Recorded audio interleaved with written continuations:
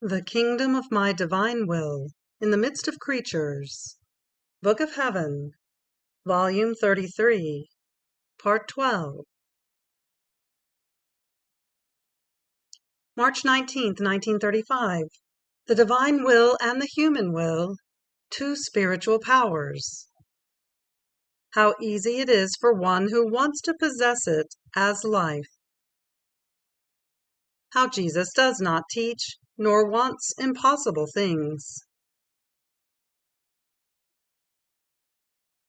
I feel as though I am being swept into the eternal waves of the divine volition. I feel its continuous motion, murmuring continuously as life. But what does it murmur? It murmurs love, and it murmurs and gives life to all, preserves all, and forms the act of all, invests everything, envelops and hides everything within itself, so as to give itself to all and receive everything. O power of the divine volition, how I wish to possess you as life inside my soul, live in you, to know no other life but yours. But oh, how far away I am from this. It takes too much to get to live of divine will. But while I was thinking this, my sweet Jesus, my dear life, surprising me, all goodness, told me, "My blessed daughter, tell me, what do you want?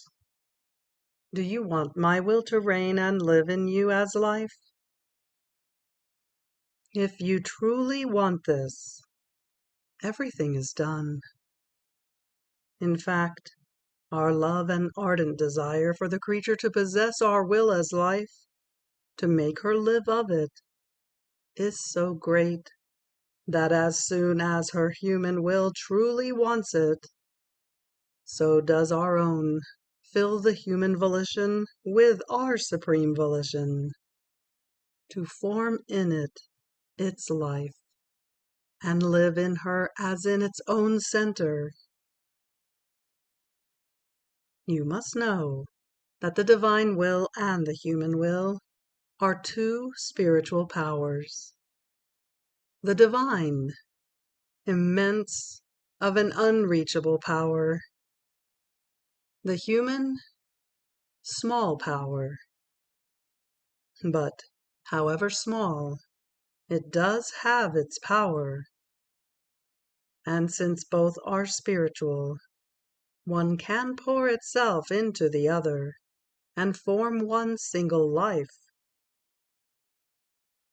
All the power is in the wanting, and it being a spiritual power, it has the capacity to be able to place inside of itself the good it wants, and also the evil.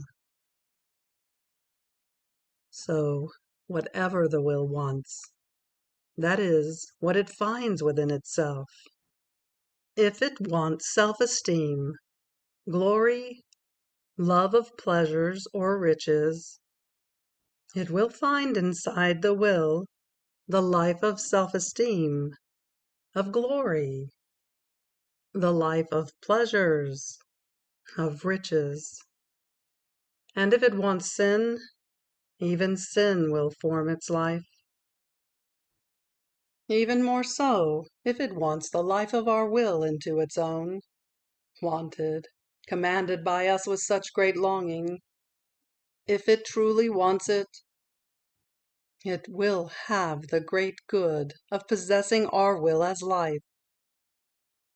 And if it were not so, the sanctity of living in my will would be a difficult sanctity, and almost impossible, while neither do I know how to teach difficult things, nor do I want impossible things.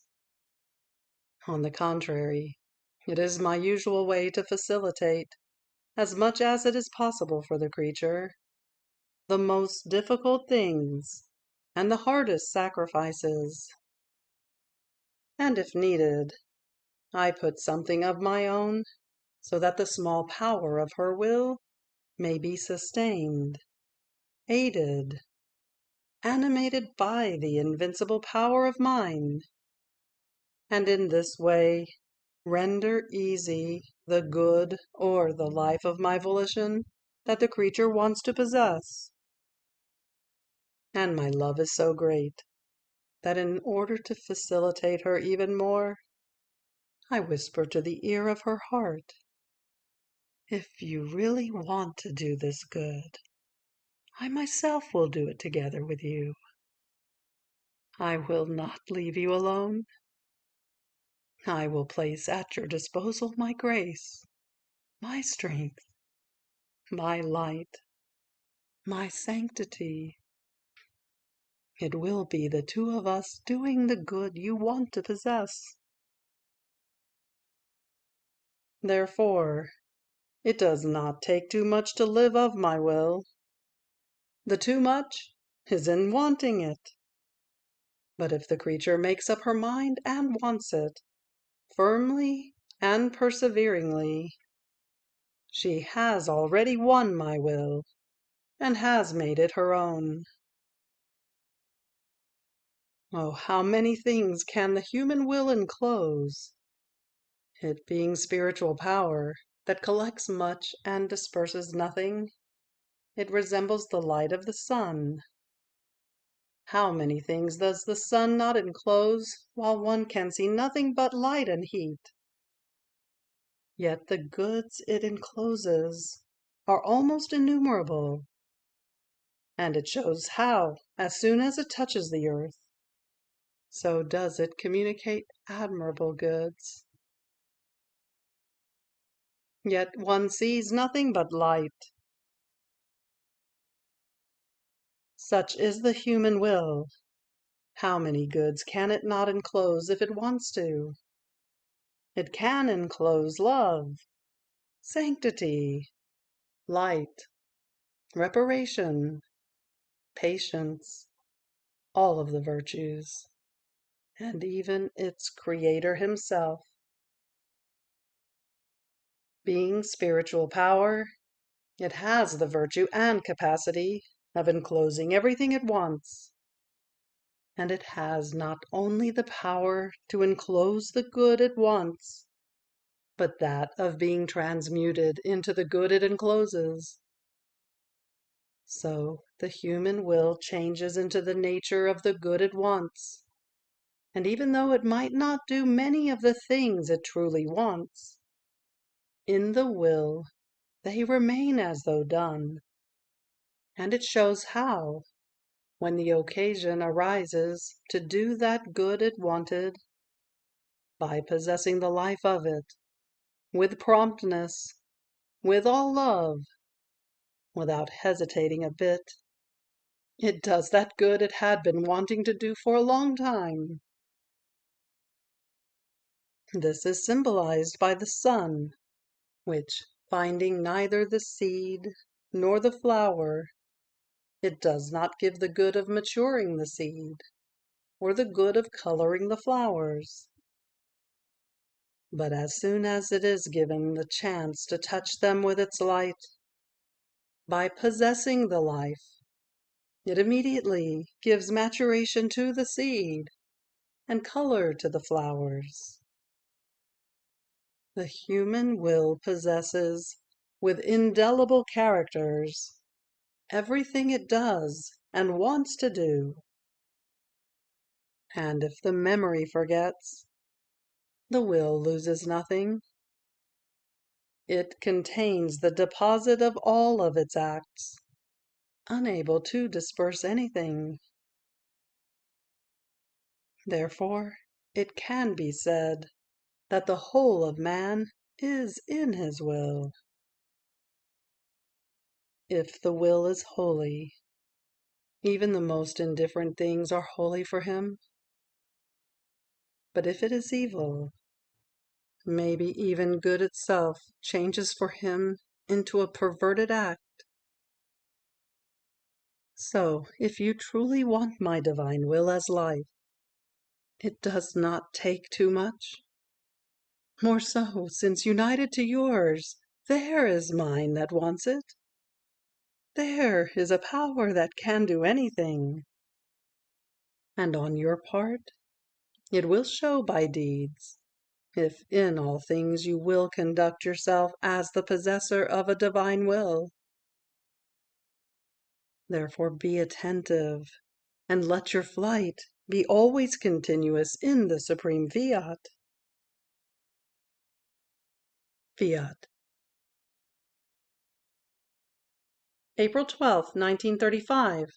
One who lives in the divine will lays down her remains, reduces herself to nothing, and the all forms its life within that nothing. How the celestial queen loved us in her conception. Prodigies that the divine volition did in her. I feel I am the little atom, or rather the nothing dissolved in the all of the divine volition. Oh, how this all, within the nothing of the creature, feels its life being free, its power operating, its virtue creating, such that whatever it wants, it can do inside this nothing.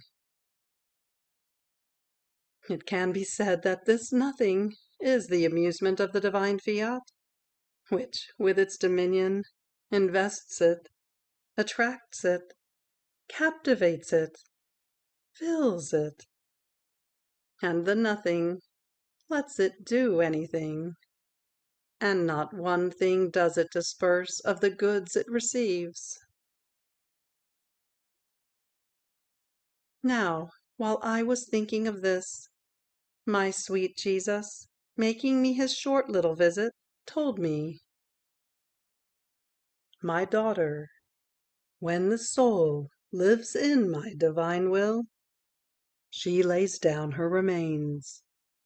She empties herself of everything, in such a way that what is left is the pure nothing, and my volition invests it, fills it with the all, dominates it, and forms in it prodigies of sanctity, of grace, of beauty, worthy of its creative power. But what's more, in this void of the nothing, it generates its love, and there it forms its divine life, and it becomes dominator of the nothing, and of its very divine life formed in it.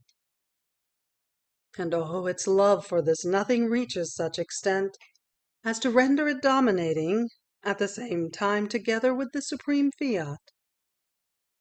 And since its dominion comes to it from the all it possesses, it feels its same dominating virtue and dominates the very divine will. So they are both dominating. There is a footnote here that both refers to the nothing and the all. So they are both dominating, but with highest accord, possessing one same love and one same will. The human will feels its life within mine, and does nothing if it does not feel my operating act that wants to operate, in order to do it together. And my will feels my life within its life, and with its dominion it imposes itself over the nothing, so as to let it operate within the all. Therefore, as soon as the creature makes up her mind, with firm will, of wanting to live in mine. My volition gives the start of forming its life in it. There is no will which does not possess its life, through which it carries out its goodness, its power, its sanctity, the fullness of its love. Life is the manifestation of the will it possesses. It is the garment that covers it. It is the sound of its voice. It is the narrator of its wonders, of its infinity, of its power. Therefore, my divine will is not content with making the creature live in it, the nothing within the all. No, no, only then is it content when it encloses the all inside the nothing, forming in it its life, dominating and operating, and doing whatever it wants inside that nothing. This is why, when I speak to you about my will, it is your Jesus that speaks to you, because I myself am the life of it, its representative, the narrator of my fiat, which I hide within me. Hence, the greatest prodigy is to form my divine life in the nothingness of the creature. And my will alone has this virtue, because by possessing the creative power, it can create itself, its life, in one who wants to receive it. Now, by possessing my life, the soul takes part in my sanctity, in my love. And oh, how beautiful it is to hear that the nothing says together with the all, love, glory. And with the dominating force it feels, it diffuses itself within the divine acts, and dominates together with my will.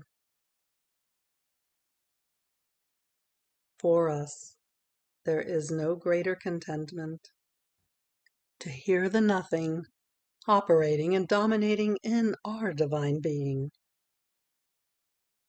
Therefore, be attentive to live always in my will. After this, I continued my round in the divine will, and as I arrived at the Immaculate Conception, my sweet Jesus made me pause, telling me, "My daughter, I want to make you penetrate deeper inside the Immaculate Conception of my Most Holy Mother, its prodigies, how she loved her Creator, and how, for love of us, she loved all creatures." The little queen, in the act of being conceived, began her life together with the divine will, and therefore together with her Creator. So she felt the strength, the immensity, the ardor of the divine love, and these were so great that she felt dissolved, drowned in love, as to be unable to do nothing other than love the one who so much loved her. She felt loved, but so much, to the point of being given his will into her power, to be kept as her own life.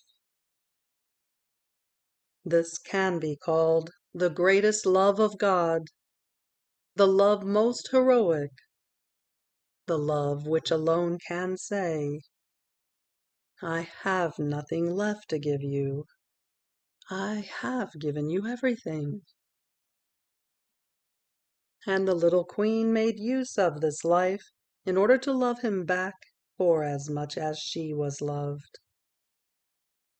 She would not lose one instant without loving him, and trying to match him in loving. Now, our divine will, which possesses the all-seeingness of everything, hid nothing from her.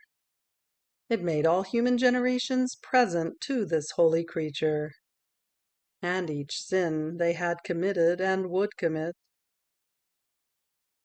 And even from the first instant of her conception, the celestial little one, who knew no other life than the divine will alone, began to grieve with divine sorrow over each sin of creature, so much so as to form around each of their sins a sea of divine love and sorrow.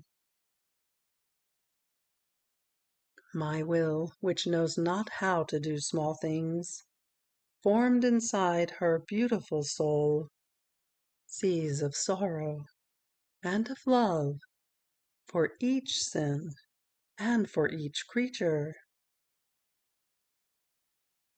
Therefore, the holy little Virgin, from the very first instant of her life, was Queen of sorrow and of love, because our omnipotent will gave her such sorrow and love that if it had not sustained her with its power, she would have died for each sin, and be consumed with love so many times for as many creatures as would exist.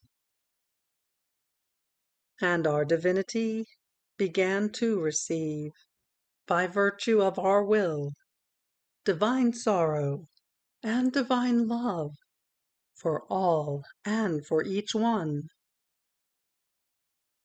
Oh, how we felt satisfied and repaid for all! And by virtue of this divine sorrow and love, we felt inclined toward all. Her love was so great that, lording it over us, she would make us love those whom she loved. So much so that, as soon as this excelling creature came to light, the eternal word ran to come and look for man and save him. Who can resist the operating power of our will in the creature? And what can it not do and obtain when it wants it? Oh, if all knew the great good we did to the human generations by giving them this celestial queen! It was she who prepared redemption, who conquered her creator, and was the bearer of the eternal word upon earth. Oh, all would cling to her maternal knees, to implore from her that divine will whose life she possesses. Fiat. May 14th, 1935. One who does the divine will has no need of the law. One who lives in it gives work to all, to the Celestial Father, to the Celestial Mother, and also to Jesus. I am in the arms of my adorable divine volition, though immersed in the pain of the privation of my blessed Jesus. Hours are centuries without him. What pain! What a continuous death, with no pity and no mercy. Justly does he punish me, because too ungrateful and uncorresponding have I been. But oh, please, my love, hide my miseries inside your wounds. Cover me with your blood. I unite my pains to yours, that they may cry out together, pity, forgiveness, over this poor creature. But without you, I can endure no more.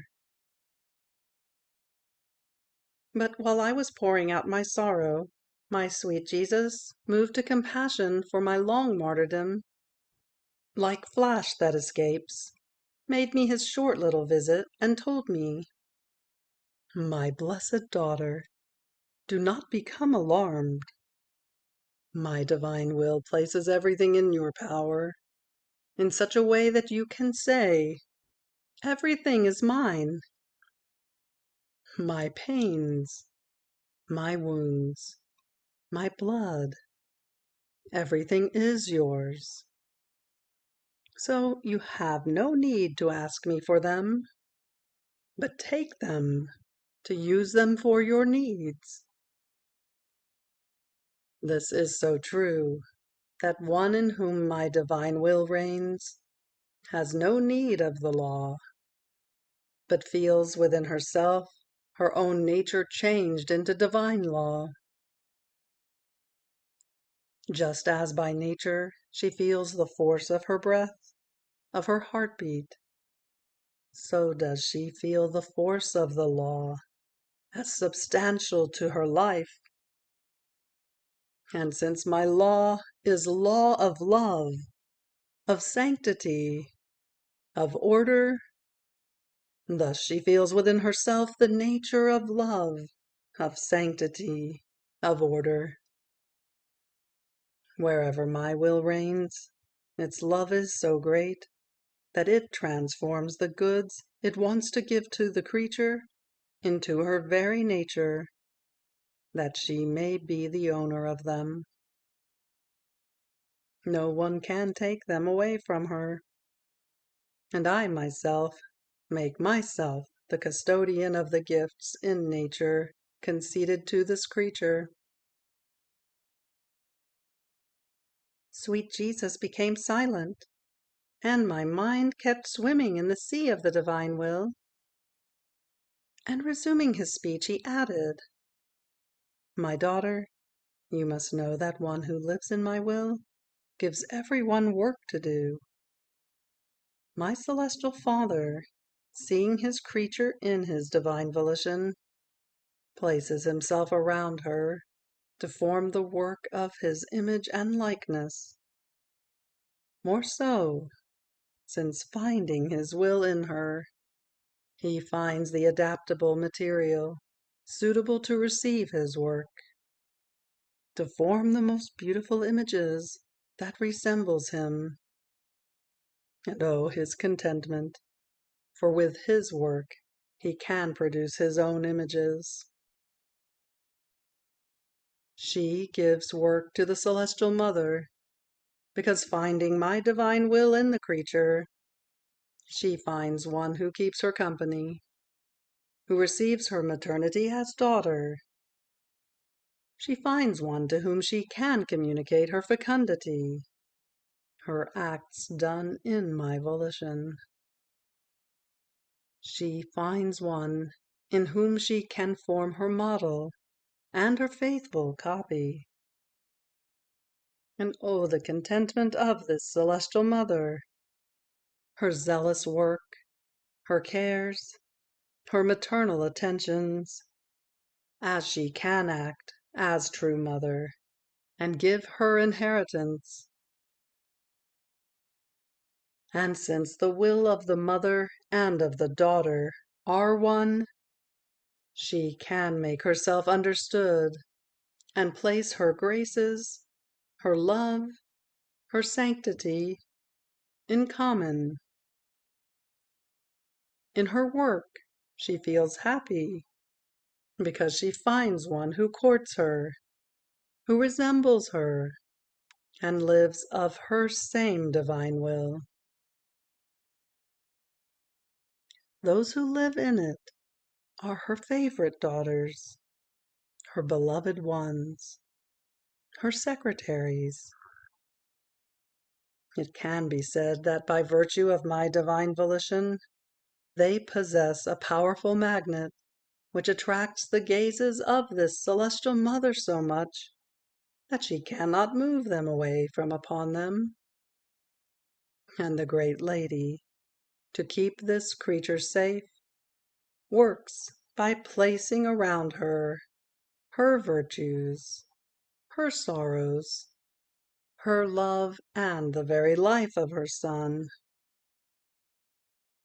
But this is not all. I, your Jesus, As I see that the soul has put her will aside to live of mine, I get down to work in order to form my members.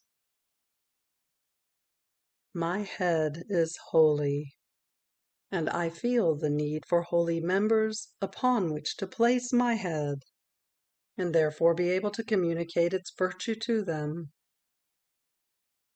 And who can ever form for me these holy members, if not my will? Therefore, my work is incessant for one who lives in my will. It can be said that I put myself on guard inside and outside of her, so that no one may enter and interrupt my work. And in order to form these members, I repeat the work of being newly conceived in order to regenerate them. I am reborn in order to make them be reborn. I cry, I suffer, I preach, I die, to communicate my vital and divine humors to these members, that they may be fortified and divinized, worthy of my head most holy. And oh, my contentment, that though I am working, I repeat my life, and I form the repeaters of it. What would I not do and give in one who lives in my will? My will encloses me in the creature to let me work and make me form members worthy of my creative hands. And as the soul receives my work, I feel happy and repaid of the work of creation and redemption.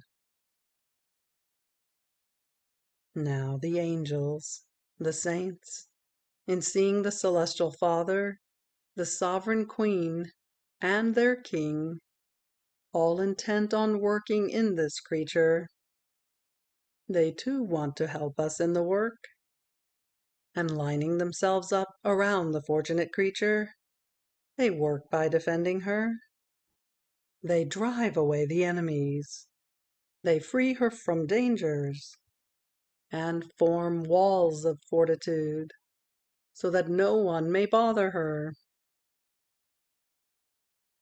See then how one who lives in my divine will gives work to all, and all occupy themselves with her. Fiat. You have reached the end of the Book of Heaven, Volume 33, Part 12. Fiat.